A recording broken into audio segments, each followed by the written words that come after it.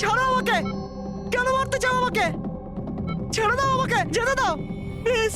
দেখো আমাকে যেতে দাও sir, please help me sir, help please, help sir, help.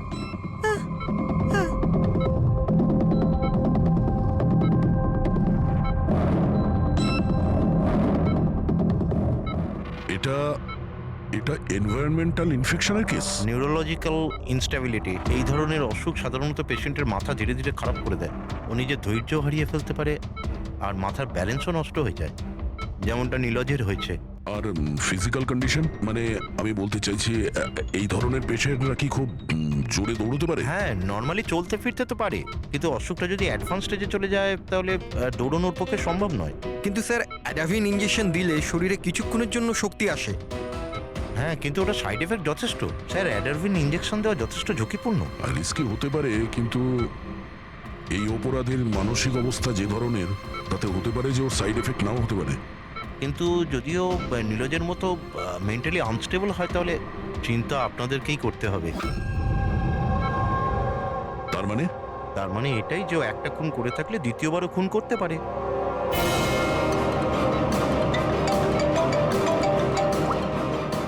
হ্যাঁ স্যার। কি প্রকাশ পঙ্কজকে ফাঁকি দিয়ে পালিয়ে গেছে? নো, ঠিক আছে, আমি দেখছি। হতে পারে প্রকাশ ভয় পেয়ে পালিয়ে গেছে, না হলে দ্বিতীয় মার্ডারের পরিকল্পনা করছে।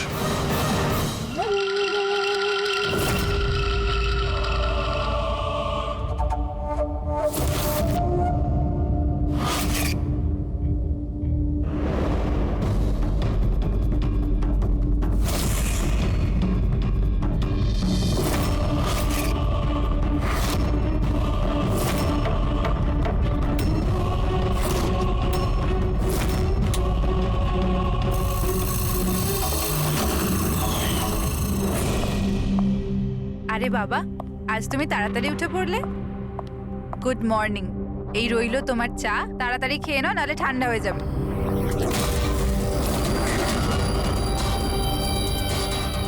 এটা কার পা?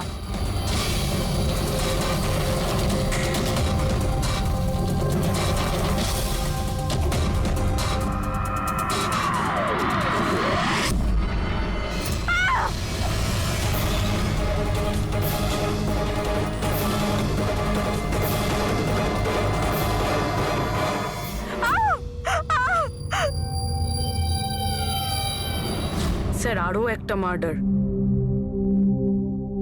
ওই ডক্টর ঠিকই বলেছিলেন, ওই খুনির মাথা খারাপ হয়ে গেছে, ওর মানসিক অবস্থা ঠিক নেই। স্যার, মনে হচ্ছে খুন করার একটা প্যাটার্ন বানিয়ে ফেলছে এই খুনি।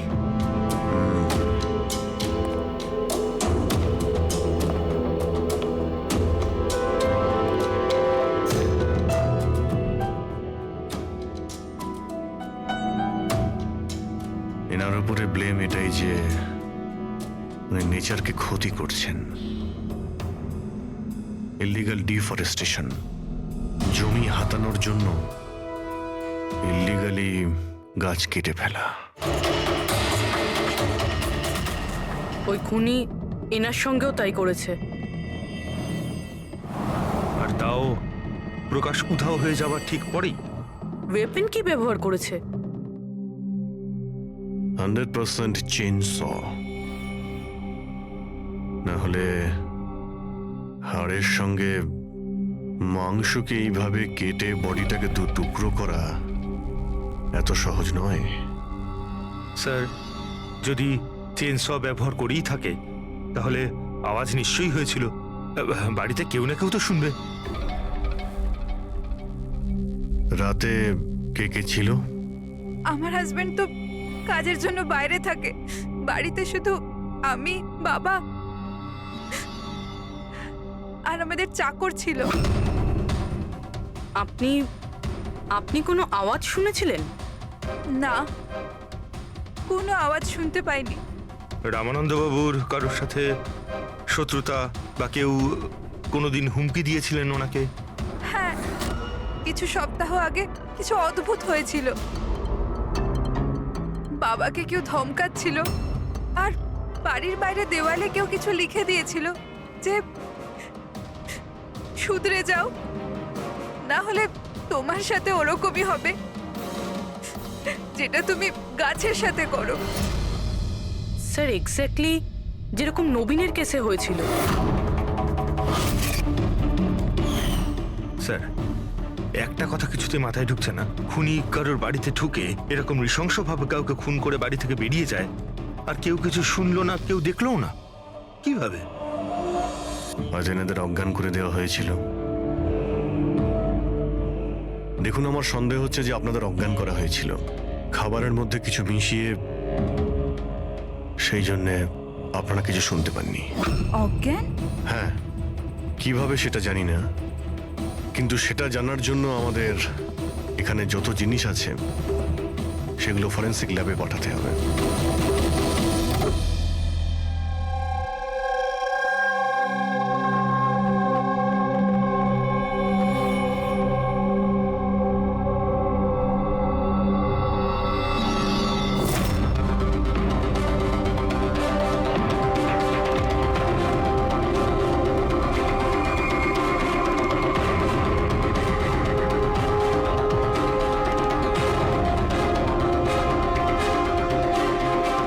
স্যার, বাড়িতে যত রকম খাবার জিনিস ছিল চেক করে নিয়েছি, আর পানিও। কিছুতেই ঘুমের ওষুধ পাইনি। No sedatives. পেলে না? আরো শিওর? অ্যাবসলিউটলি। কিন্তু সারিকা, সবাই তো অজ্ঞান ছিল, তার মানে কোনো মাদক দ্রব্য নিশ্চয়ই থাকবে যার জন্য ওরা অজ্ঞান হয়ে গেছিল। খাবার জিনিসে, পানীয়তে, কিছুতে তো থাকা উচিত। কিসের মধ্যে ছিল?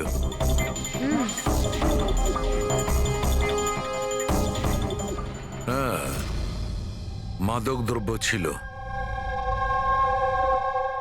এই এসিটার মধ্যে। এসিতে? ইয়েস, এই এসিতে মাদকদ্রব্য মেশানো হয়েছিল, আর এর হাওয়াটা ঘরের মধ্যে ঢোকা মাত্র মাদকদ্রব্য ছড়িয়ে পড়ে আর সবাই অজ্ঞান হয়ে যায়। হ্যাঁ। Check it. ইয়েস।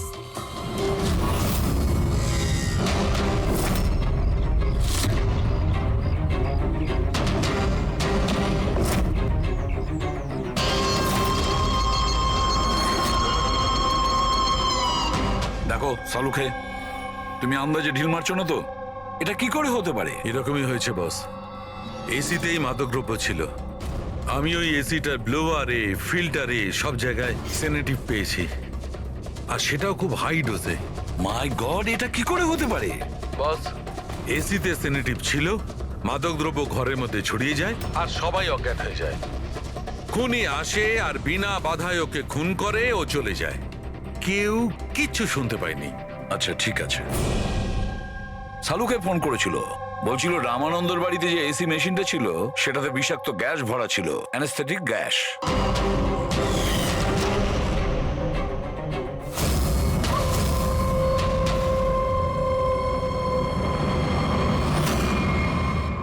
অ্যানাস্থেশিয়া দিয়ে লোকেদের ট্রিটমেন্ট করা হয় শুনেছি। আরে তো এই খুনি তো দেখছি বেশ ধূর্ত। প্রকাশের ব্যাপারে কি জানতে পেরেছো? স্যার, কিছু জানতে তো পারিনি, বাট আই এম শিওর পরের খুনের প্ল্যান করছে।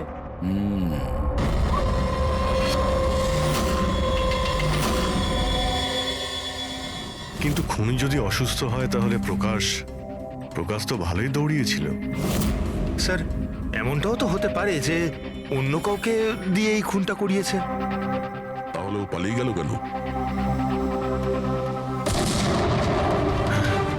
এই শব্দটা কিসের? চলো তো।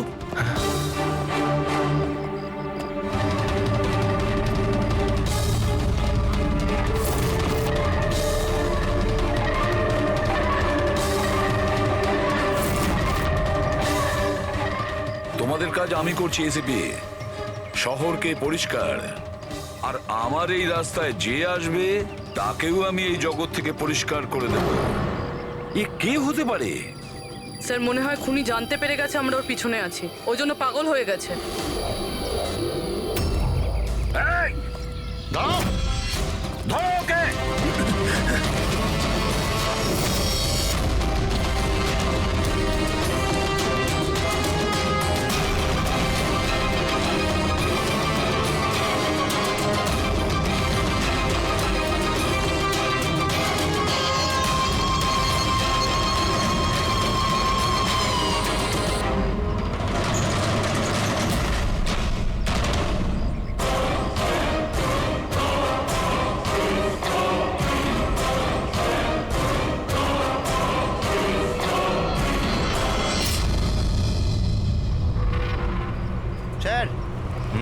সিআইডি থেকেই লিস্ট এসছে।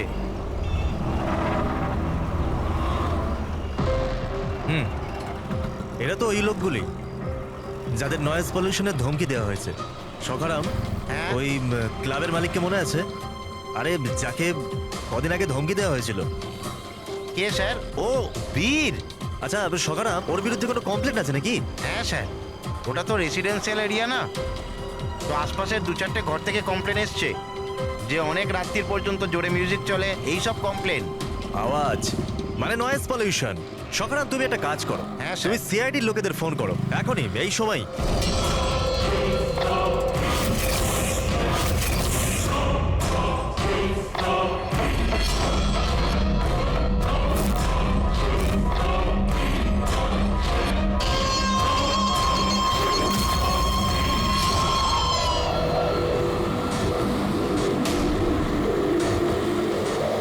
তাড়াতাড়ি করো অভিজিৎ, তাড়াতাড়ি। স্যার আমরা অন দ্য ওয়ে। ও নাইট ক্লাবের মালিক, ওর নাম বীর।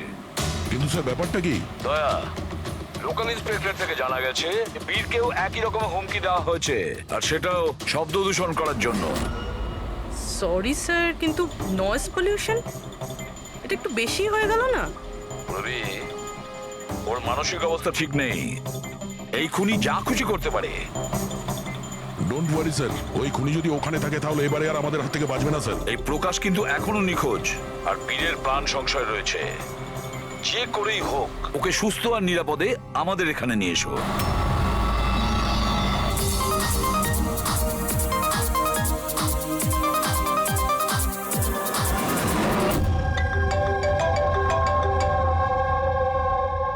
হ্যালো, হ্যালো বীর, আমি এসবি প্রদ্যুমান বলছি, সিআইডি থেকে।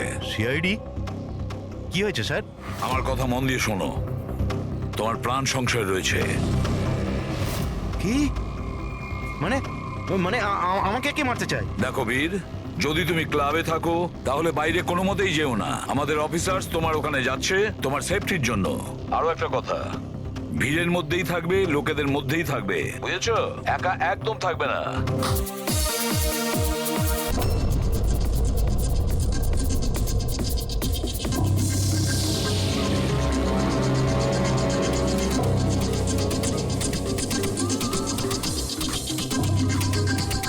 দেখো, আমি আমার কেবিনে যাচ্ছি, ঠিক আছে?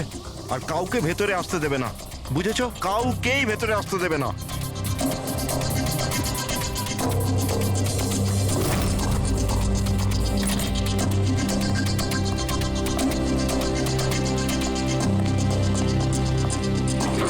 Please help! আরে কেউ আছো এখানে? আরে প্লিজ আমাকে বাঁচাও। হ্যালো,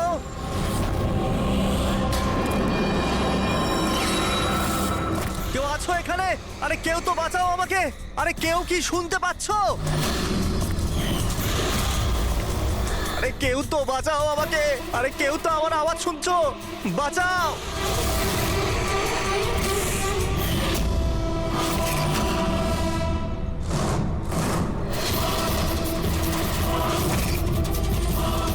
তুমি কে? কি চাও তুমি?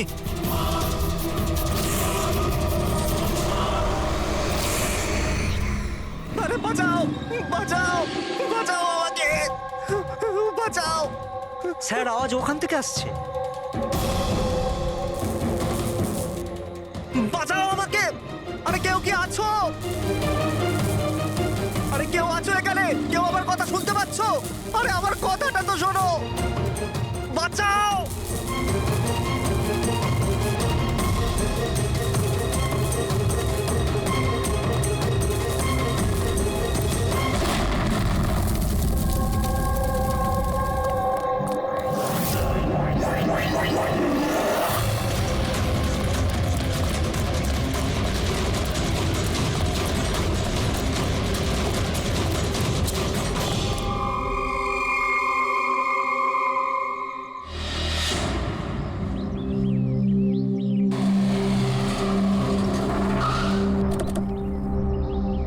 নমস্কার স্যার।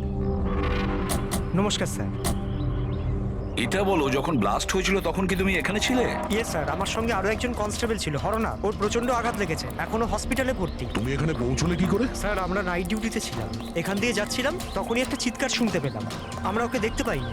এখানে পৌঁছে আমরা কিছু করতে যাওয়ার আগেই বোম ব্লাস্ট হয়ে গেল।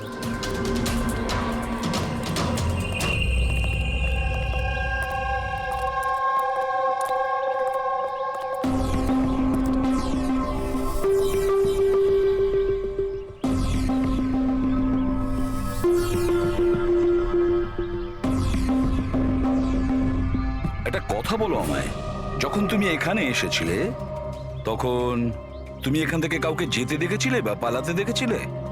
হ্যাঁ স্যার, আমি ওকে তাড়াও করেছিলাম, কিন্তু ও পালিয়ে গেল। ও আমার আগেই ছিল, কিন্তু জানি না কেমন করে অদৃশ্য হয়ে গেল। আর এখানে হরনাথের অবস্থা ভালো ছিল না, তাই আমি ওর কাছে ফিরে এলাম। ঠিক করেছো তুমি, গুড ওয়ার্ক। পঙ্কজ, একটু ওদিকটা চেক করো, দেখো বোমের কোনো অবশিষ্ট অংশ পাও কিনা, আর যদি কিছু পাও তাহলে ওটা এভিডেন্সে পাঠিয়ে দাও।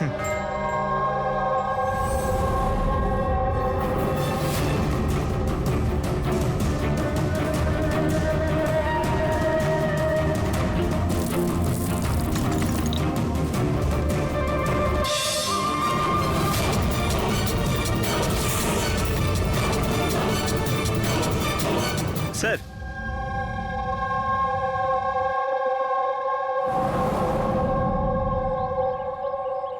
ডাইনামাইট স্টিক, আর স্যার এতে ব্যাচ নাম্বারও লেখা আছে। Arrow dynamic. স্যার হ্যাঁ, এটা কিছু একটা চকচক করছে।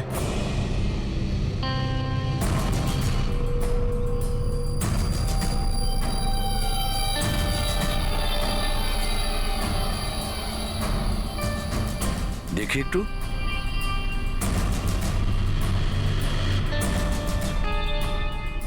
দয়া, এটা তো একটা দাঁত দেখছি, সোনার দাঁত। এক মিনিট, আচ্ছা একটু ম্যাগনিফাইং গ্লাসটা দাও তো।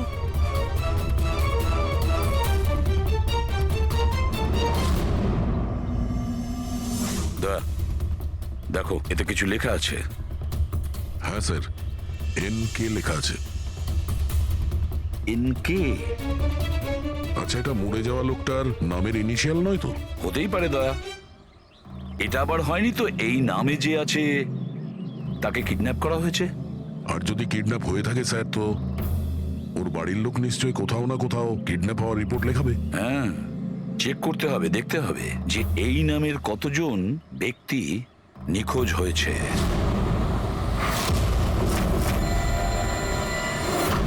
Yes sir. লোকাল পুলিশ থেকে জানা গেছে যে মিসিং কমপ্লেইন্ট নবীন কুমারের। নবীন কুমারের স্ত্রীর সঙ্গে আমি ফোনে কথা বলেছি। উনি বলেছেন যে এই নবীন কুমারের একটা দাঁত সোনার ছিল। আচ্ছা স্যার, এই নবীন কুমার কে? শহরের বাইরে ওনার একটা পেইন্টের ফ্যাক্টরি আছে, আর কিছুদিন আগে ওনার একটা নিউজ কভারেজ ছিল। নিউজে? কি ব্যাপারে স্যার? কিছুক্ষণের মধ্যেই জানা যাবে। আচ্ছা দেখো, এই নবীনের বাড়ির ঠিকানা আমি তোমাকে পাঠিয়েছি, আর তাছাড়া ওনার স্ত্রীকেও এই বিষয়ে আমি জানিয়েছি। আর যদি আমার ধারণা ঠিক হয়ে থাকে তাহলে অভিজিৎ, নিশ্চয়ই মিডিয়ার লোক ওখানে তোমার আগে পৌঁছে যাবে। অনেক ঝামেলা আছে, সামলে নিও।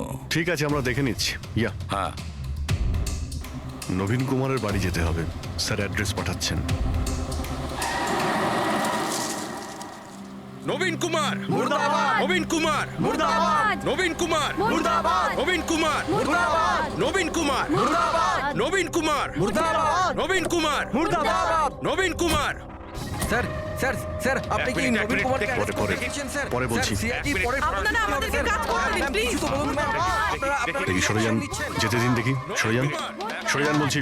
দেখুন, এইসব কিছু বন্ধ করুন আপনারা। দাঁড়ান। নাটক? স্যার, নাটক তো নবীন কুমার রচিয়ে রেখেছে আমাদের এই শহরে। স্যার, ওরা সবাই নবীন কুমার মারা গেছেন। He is no more. এই লোকটা মেরেছে আমার স্বামীকে। খুনি এরা সবাই। এবার বলবে নাকি জেলে ঢুকিয়ে দেবো? বলো, কেন করছো এইসব? স্যার, আমরা মারিনি স্যার। স্যার নবীন কুমারের রঙের ফ্যাক্টরি আছে স্যার, যেখানে প্রতিদিন 1000 টনেরও বেশি বিষাক্ত আবর্জনা নদীতে ফেলা হয় স্যার। স্যার আমরা তো আন্দোলনকারী, আমরা ওনার এগেনস্টে আন্দোলন করছি স্যার। বিশ্বাস করুন আমরা ক্রিমিনাল নই, আমরা সোশ্যাল ওয়ার্কার স্যার। মিথ্যে কথা, মিথ্যে বলছে। হুমকি দিয়ে রেখেছিল আমার স্বামীকে, রোজ রোজ হুমকি দিত। না স্যার, আমি কোনো ধমকি দিতাম না, সে তো কোনো অন্য লোক স্যার। কারা? কাদের কথা বলছো? স্যার ওরা সেই সব লোকগুলোই যারা সোশ্যাল সার্ভিসের নামে খারাপ কাজ করে, ল ইন অর্ডারের মিসইউজ করে স্যার। স্যার আমি আর আমাদের প্রোটেস্টার্স আমাদের মধ্যে কেউ নয় স্যার। কি ধরনের হুমকি আসতো আপনার স্বামীর কাছে? কি হয়েছিল? এ নাও চা। আরে বাহ, গরম গরম চা। আচ্ছা ওই এনজিওটার কি হলো? ওই এনজিও তো বিরক্ত করে মারছে, ফ্যাক্টরিতে ওয়ার্কার্সদের কাজ করতে দিচ্ছে না। এখন তো জল অনেক দূর গড়িয়ে গেছে, মনে হচ্ছে পুলিশকে ডাকতে হবে। শোনো,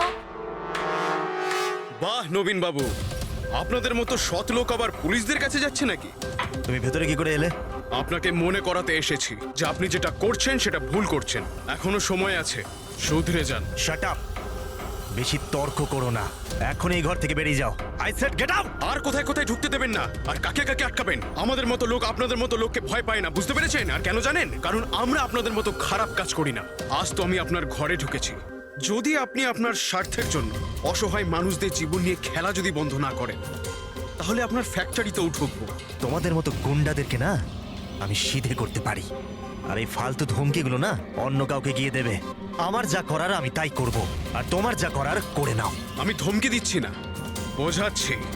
যদি এই উল্টোপাল্টা কাজ বন্ধ না করেন, তাহলে আপনার ফ্যাক্টরি তো আমি বন্ধ করিয়েই ছাড়ব। তুই আমার ফ্যাক্টরি বন্ধ করবি? হ্যাঁ, ফ্যাক্টরি বন্ধ করবি তুই আমার?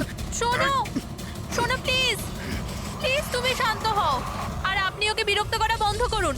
আপনি যান এখান থেকে প্লিজ। প্লিজ বলছো তুমি একে? হ্যাঁ, আমি তোকে লাথি মেরে বার করে দেবো। চল। এটা কোত্থেকে আওয়াজ এলো?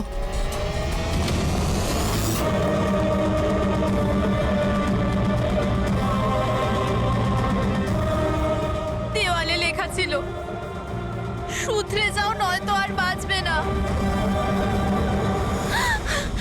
আর শেষ পর্যন্ত মেরে ফেললো এরা নবীনকে। এই লোকটা মেরে ফেলেছে আমার স্বামীকে। বিশ্বাস করুন স্যার, আমি সত্যি বলছি, আমি কিছু করিনি স্যার। যে করেছে তাদের কথা স্যার বলো। নিশ্চয়ই, কেন বলবো না স্যার। স্যার ওনার জন্যই তো আজকে আমরা ফেসেছি স্যার। স্যার আমরা প্রোটেস্টার, আমরা সোশ্যাল এনভায়রনমেন্টের জন্য প্রোটেস্ট করি স্যার। স্যার ওরা অনেকটা নিচে নামতে পারে স্যার। চিনতে পারবে তাদের? নিশ্চয়ই, কেন নয়, কিন্তু আমাদের সেফটির কি স্যার? ওরা অনেক খারাপ লোক স্যার। ডোন্ট ওয়ারি, তোমার কিছু হবে না। শুধু নামেই সোশ্যাল ওয়ার্কার, ওরা ক্রিমিনালস, ওরা তিনজনে ক্রিমিনাল? আর এটা তুমি কি করে জানলে? আমি কি, এটা সবাই জানে যে ওদের উপর কতগুলো কেস চলছে। সবসময় ওরা বেলেই বাইরে এসেছে স্যার। ওই মানুষটা নিজেকে পরিবেশের রক্ষাকর্তা বলে, নেচার গার্ডিয়ান। স্যার সবার প্রথমে ওই দিন কর। নবীনের মতো লোকের সব জায়গায় শত্রুই থাকবে স্যার। ওই বলে না স্যার, যেমন কর্ম তেমন ফল। তার মানে হ্যাঁ? কি বলতে চাইছো তুমি? কত নিরীহ মানুষের জীবন নষ্ট করেছে ও। হতে পারে তাদের মধ্যে থেকে কেউ বদলা নিয়েছে। তাদের মধ্যে কেউ কেন? বরং আমি তো বলছিলাম যে প্রতিশোধ তুমি নিয়েছো, তুমি ওকে মেরেছো। না স্যার, আমার সাথে ওর কোনো ব্যক্তিগত শত্রুতা ছিল না। আমি ওকে কেন মারবো? কারণ নবীনের কার্যকলাপে তুমি ক্ষুব্ধ ছিলে। কেন? স্যার যদি আমায় এরম কিছু করতেই হতো, তাহলে আমি অনেক আগেই করে ফেলতাম। নবীন না জানি কত বছর ধরে আমাদের পরিবেশ দূষিত করছিল। তোমরা নিশ্চয়ই খুব আনন্দ পেয়েছো মিস্টার নবীন মারা গেছে শুনে। অন্য কেউ তোমাদের কাজ করে দিয়েছে কি? না স্যার, আমার ওর প্রতি কোনো মায়া ছিল না, কিন্তু আমি ওকে মারিনি। আমরা কি করে বুঝবো যে তুমি সত্যি বলছো? স্যার যে সময়ের কথা আপনি বলছেন, ওই সময় আমি ইউনিভার্সিটিতে লেকচার দিচ্ছিলাম। আপনি চাইলে ওই প্রফেসর দেশাইয়ের সঙ্গে কথা বলতে পারেন। ওই সময় আমি ওখানেই ছিলাম। স্যার পল্লবী, ওকে প্রায় দিনই দেখা যায় নিউজে কারুর না কারুর সাথে ঝগড়া করতে। স্যার সোশ্যাল ওয়ার্কের ফিল্ডে আপনি যে কোনো কাউকে জিজ্ঞাসা করুন ওর ব্যাপারে, সবাই জানে যে ও কিরকম, ও নিজের টিম দিয়ে কিরকম উল্টোপাল্টা কাজ করায়। হ্যাঁ তো আমি ট্রেড অ্যাকাউন্ট করি, সোজাভাবে বললে লোকে বুঝতে পারে কই।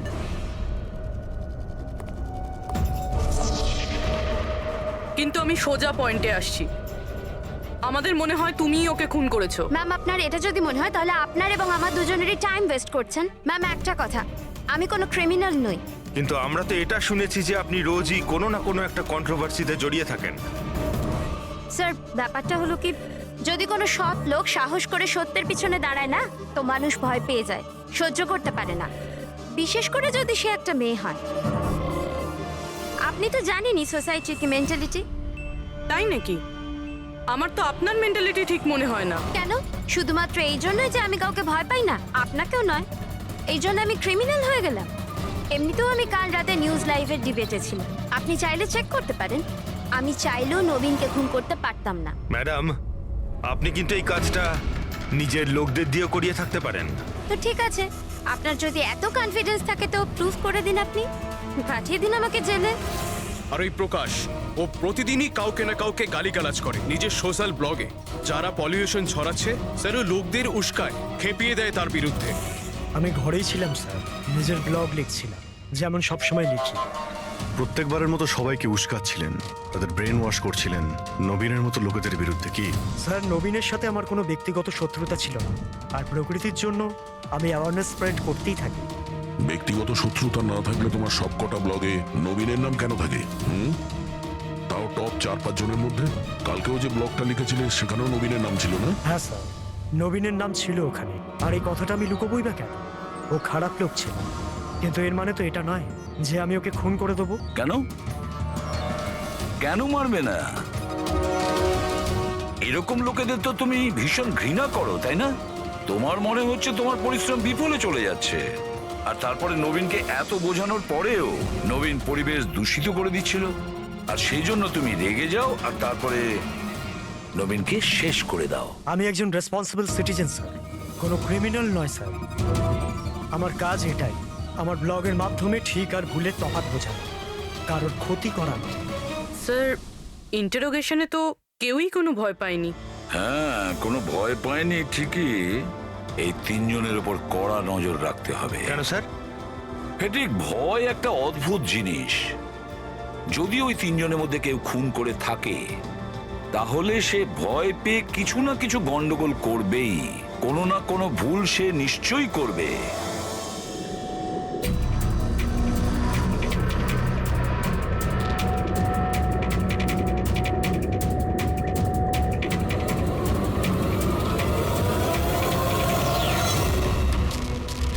সারিকা,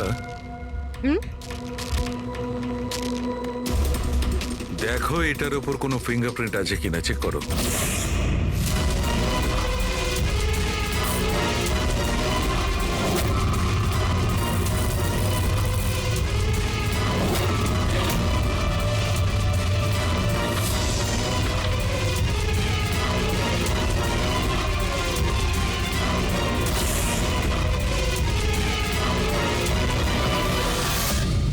স্যার, এটাতে তো কোনো ফিঙ্গারপ্রিন্টস নেই। কোনো ফিঙ্গারপ্রিন্ট নেই? Are you sure? 100% স্যার, কোনো ফিঙ্গারপ্রিন্টস নেই, কিন্তু কিছু পার্টিকেলস পেয়েছি। মনে হয় কিছু স্কিন টিস্যুস বা ডেড সেল হবে। Dead cells? তবে এক কাজ করো সারিকা, ওই ডেড সেলস গুলোকে ভালো করে ক্লিন করে রাখো। ওই তো আসবে তো শ্রীমান প্রদ্যুমন, জানো তো সব ব্যাপারেও নাক গলায়, নিশ্চয়ই জিজ্ঞেস করবে। প্লিজ ক্লিন করে রাখো। স্যার, ডায়নামাইটে কোনো ফিঙ্গারপ্রিন্টস তো পাওয়া যায়নি, কিন্তু কোনো একজনের ডেড স্কিন টিস্যুস পাওয়া গেছে, পচা চামড়ার টুকরো। পচা চামড়া? হতে পারে এটা ওই লোকটারই, সেই লোকটা যে লোকটা ডাইনামাইট লাগিয়েছিল। হ্যাঁ স্যার। সালুকে, এই পচে যাওয়া চামড়াগুলোর তুমি ডিএনএ টেস্ট তো করতে পারো, কিছু তো জানা যাবে। বস, পচে যাওয়া চামড়া থেকে ডিএনএ বার করাটা খুব কঠিন কাজ। তোমাকে একটা কথা খুব জোর দিয়ে বলতে পারি, যে লোকটি এই ডায়নামাইটটাকে শেষবার ধরেছে ওর স্কিন ডিজিজ আছে, চামড়ার অসুখ, আর সেটাও খুব গুরুতর। এমনিতে দেখে কিছু বোঝা নাও যেতে পারে, কিন্তু বস এই অসুখটা ওকে ভেতর থেকে শেষ করে দিচ্ছে। তাহলে তো আমরা এর মাধ্যমে ওর কাছে পৌঁছতে পারি। হ্যাঁ, কিন্তু কোনো প্রমাণ তো দরকার। Hello, ACP Bardhaman here. হ্যাঁ বলুন। আচ্ছা, গুড। Thank you. কে? ডায়নামাইট ম্যানুফ্যাকচারার বলছিল ওরা রেকর্ড চেক করেছে, ওই ডায়নামাইট কোনো খনিকে বিক্রি করেছে ওরা। মানে মাইন সাইট? হ্যাঁ, মাইন্ড সাইট। এবার এটা খোঁজ নিতে হবে এই ডায়নামাইট মাইন্ড সাইট থেকে খুনি।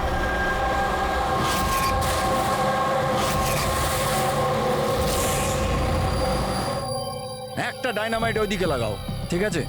আর আরেকটা 50 মিটার দূরে ওইখানে লাগাও। হ্যাঁ স্যার। আর একটা ওইদিকেও লাগাতে পারো। আচ্ছা, স্যার। একটা সোজা লাগাও ওইখানে, একদম 50 মিটার দূরে। আর এই 6 সেকেন্ড পরে ব্লাস্টগুলো হবে। ঠিক আছে স্যার। ওকে। আর কোথায় লাগানো যায়? ওইখানে মাঝখানে ফিট করা যাবে কি? এক্সকিউজ মি, আপনার নাম বিনীত? ইয়েস। আপনারা কারা? আপনি এই সাইটের ম্যানেজার? কিন্তু ব্যাপারটা কি বলুন তো? দেখুন বিনীত বাবু, যখন ম্যানুফ্যাকচারিং কোম্পানি থেকে ডায়নামাইট আপনাদের এখানে আসে, মানে এই সাইটে, মাইন্ড সাইটে, সেটার ইনচার্জ তো আপনিই হবেন, তাই না? ইনচার্জ তো আমি, কিন্তু কনসাইনমেন্টের পরে অপারেটর টিমও কিন্তু এটা হ্যান্ডেল করে। আমি এটা একা সামলাই না। আমরা জিজ্ঞেস করেছি আপনাকে যে ডায়নামাইট কে সামলায়। একটু এই ডায়নামাইট স্টিকটাকে দেখুন। আচ্ছা, ব্যাচ নাম্বার দেখে আপনি কি বলতে পারেন এই লটের বাকি ডায়নামাইট স্টিকগুলো কোথায় আছে? স্যার, এটা লাস্ট কনসেলমেন্টের মনে হচ্ছে, এখনো ব্যবহার হয়নি, গুদামে পড়ে আছে। চলো দেখাও। বিনীত, যখন ডায়নামাইটের কনসাইনমেন্ট এখানে আসে সেটাকে চেক তুমি নিশ্চয়ই করো, তুমি তো ইনচার্জ, তাই না? হ্যাঁ হ্যাঁ হ্যাঁ, অফকোর্স স্যার। আচ্ছা, আপনার এই ব্যাচের কনসাইনমেন্ট নিয়ে কোনো গন্ডগোল মনে হচ্ছে? গন্ডগোল? না না, নর্মালি তো ছিল, যেরকম হয় আর কি। কিন্তু আপনি এটা জিজ্ঞেস করছেন কেন? নর্মাল আছে তো, যেমনটা থাকে। প্রতিটা বক্সে 10টা করে লেখা আছে স্যার। এটা খুলে দেখো তো কতগুলো আছে, গোনো।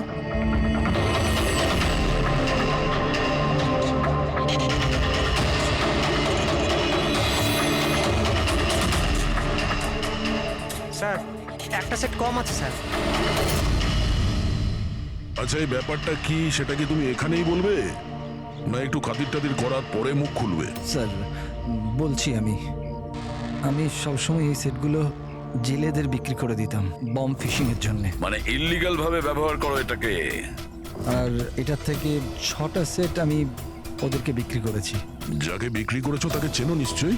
স্যার, ও আমার রেগুলার কাস্টমার ছিল না, ও প্রথমবার এসেছিল। আর আমি ওর মুখটাও ভালো করে দেখিনি, কিন্তু স্যার ওর হাতের চামড়াগুলো অদ্ভুত রকমের হয়ে গেছিল, বোধহয় ও অসুস্থ ছিল। এর মধ্যে কাউকে চেনো? না স্যার, আমার মনে হয় না এদের মধ্যে কেউ ছিল। আরো একবার ভালো করে দেখো, হতে পারে ছদ্মবেশে এসছে। না স্যার, এদের মধ্যে কেউ নাই। ঠিক আছে, হয়তো আবার দ্বিতীয়বার দেখা হবে।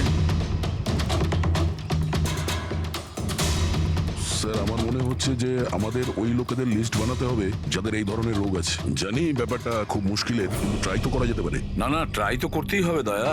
প্রত্যেকটা বড় বড় হসপিটাল আর ছোটখাটো নার্সিং হোম এবং ক্লিনিকগুলোতে গিয়েও খোঁজ নাও এরকম রোগের পেশেন্টের ব্যাপারে। হতে পারে আমাদের ভাগ্য যদি ভালো থাকে কিছু প্রমাণ আমরা পেয়ে যাব। Sir, let's go.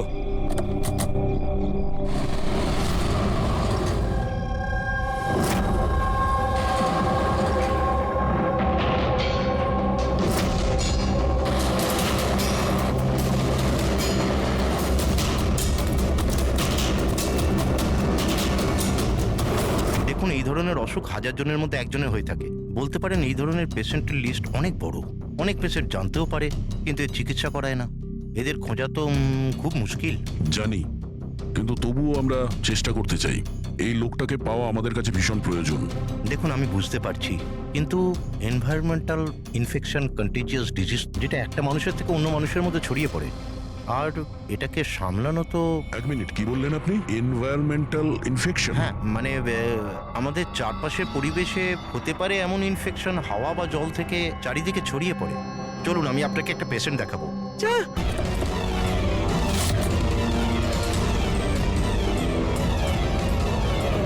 সিআইডি।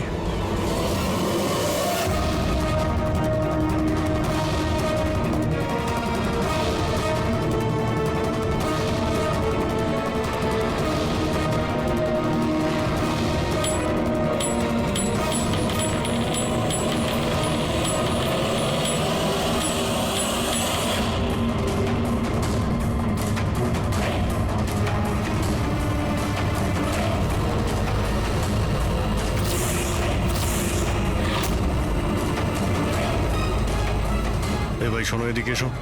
হ্যাঁ স্যার। বীর কোথায়? স্যার উনি কারুর সাথে দেখা করতে চান না। আমরা সিআইডি থেকে আসছি। কোথায় ও? আসুন স্যার।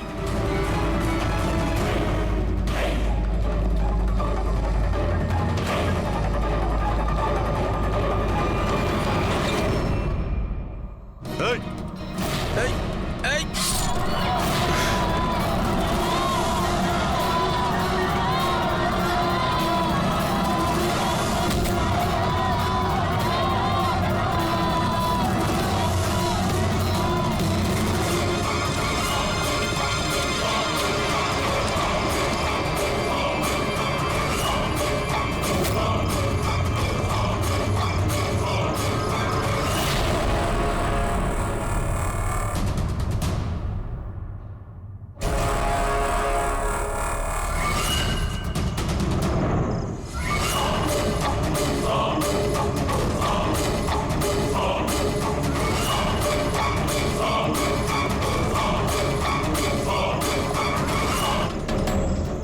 আরে গেল কোথায়?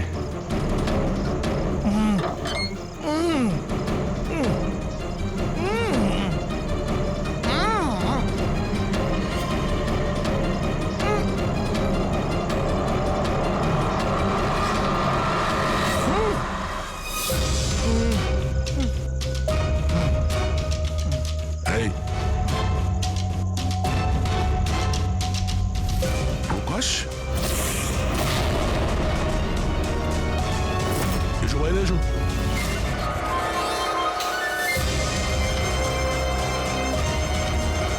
তুমি এখানে কি করছিলে? হ্যাঁ, আমাদের হাত থেকে বাঁচার জন্য কি এইসব করছিলে? না অভিজিৎ, মনে তো হচ্ছে না। এর হাত পা বাঁধা ছিল। মনে হচ্ছে কেউ হাত পা বেঁধে ওকে এখানে ফেলে দিয়েছে। রবি, এসপি স্যারকে ফোন করে বলো যে প্রকাশকে পাওয়া গেছে, আর ওর একটু ফার্স্ট এড করে দাও। স্যার যাও। চলুন। বুঝতে পারছি না প্রত্যেকবারও পালিয়ে যাচ্ছে কি করে। ও কোথায় লুকিয়ে পড়ছে? হয় ও আকাশে উড়ে গেছে, না হলে মাটিতে ঢুকে গেছে।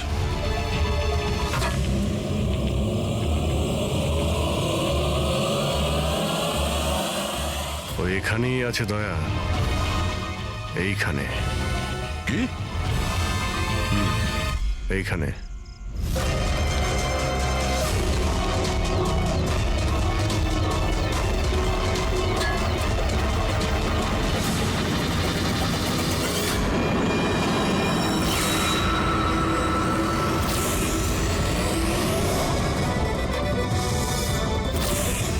বাইরে আয়।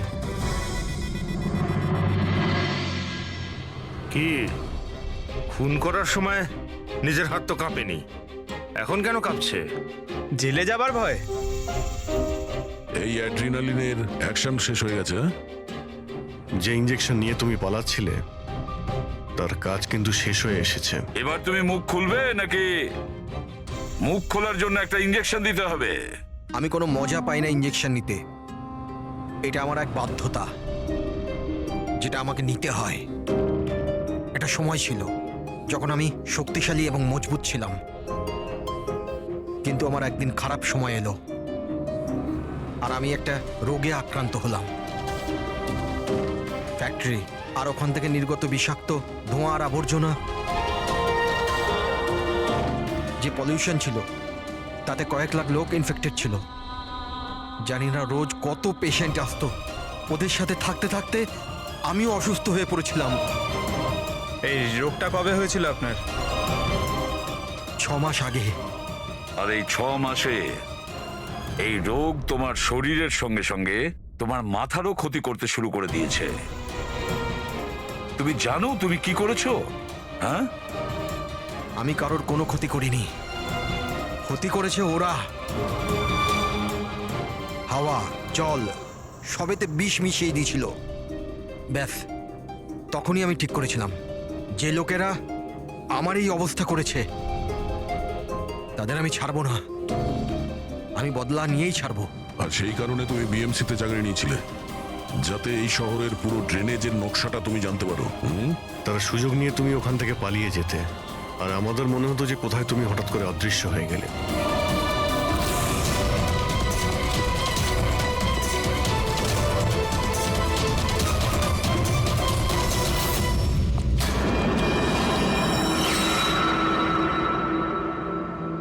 একটা কথা কিন্তু আমি এখনো বুঝিনি, প্রকাশ তোমার কি ক্ষতি করেছিল?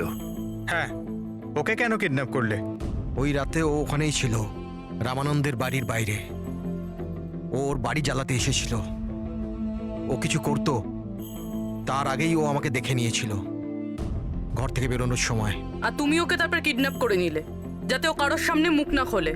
হ্যাঁ, তুমি ওকে মারতেও পারতে, তাহলে ওকে ওকে তুমি মারলে না কেন?